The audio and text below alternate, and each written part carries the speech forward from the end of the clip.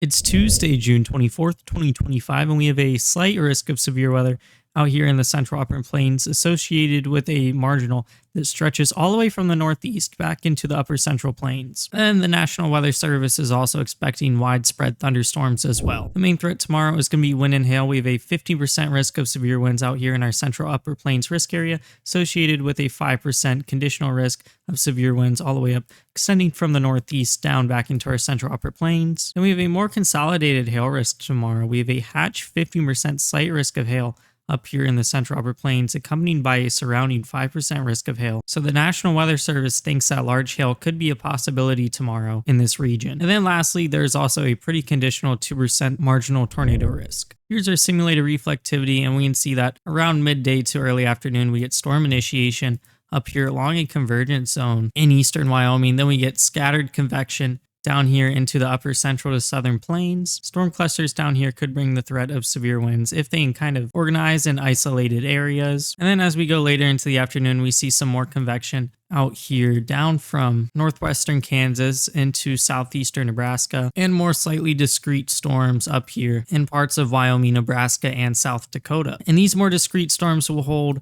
a greater risk for all hazards of severe weather, including tornadoes, larger hail, and damaging winds. And then around sunset, with that low-level jet kicking in, we see some more temporary organization of our storms before they kind of deorganize and turn into a messy cluster before they reorganize early Wednesday morning out here in northwestern Iowa, southeastern Minnesota, and parts of South Dakota into what looks like could potentially be a strong line of severe winds. Other parts where we're expecting storms tomorrow afternoon are large clusters back here in our southern upper plains convergence zone, posing mostly the threat for severe winds. Then also in the Midwest, we could see some organized storms along a front or boundary draped across this region all the way up into the Great Lakes region. And then lastly, another area of some possible concern is up here in the northeast, where there are the possibility of a couple of organized storm clusters, with the HRRR particularly picking up on one in upstate New York. Here are our 500 millibar wind maps, and we can see our troughing back here, which is going to cause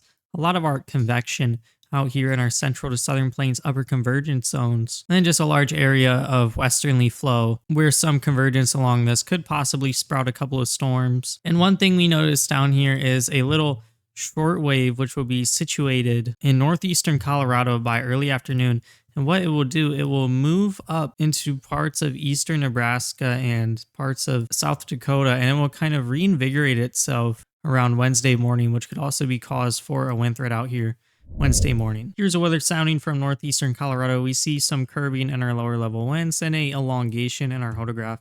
We see some low level helicity and not a lot of low level shear. And then we do see some bulk shear, which will help to organize those updrafts. We also see some veering in our winds, which will also help to organize those updrafts. Our lowest cloud level is going to be a tad bit high to support a tornado threat tomorrow, but it's not so high that that threat would be zero. So definitely a non-zero tornado threat out here in northeastern Colorado. Our mid-level lapse rates are going to be 7.7 Celsius decreasing per kilometer, accompanied by a bit of cape up here near our freezing level, which could support that risk for hail. We see good moisture for this region, which would help to support threats of severe weather. And we see ample instability in the region, eclipsing 2,000 capes, so definitely enough for storms.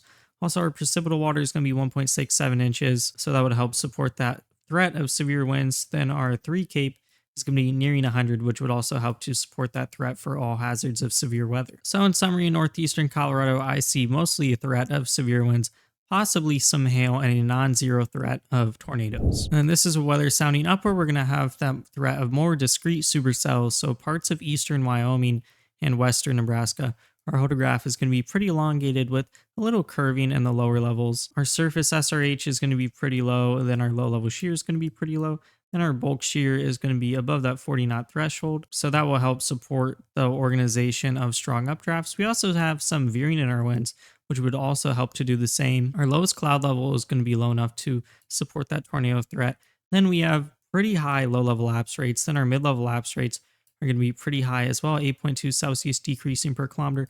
We also see a bit of cape up here near our freezing level, which would also help to support that hail threat. We also see ample instability in this region, eclipsing 1700 Cape, and that will be accompanied by enough moisture to support severe weather in this region and a little bit of dry air aloft, which could inhibit storms because we also do have a little bit of capping, but could also help to support that threat for severe winds as well. So in summary, this looks to be a mostly wind and hail threat with also a non-zero threat of tornadoes, which could also be hampered by a bit of stability in the mid-levels of our atmosphere, which could cause storms to struggle.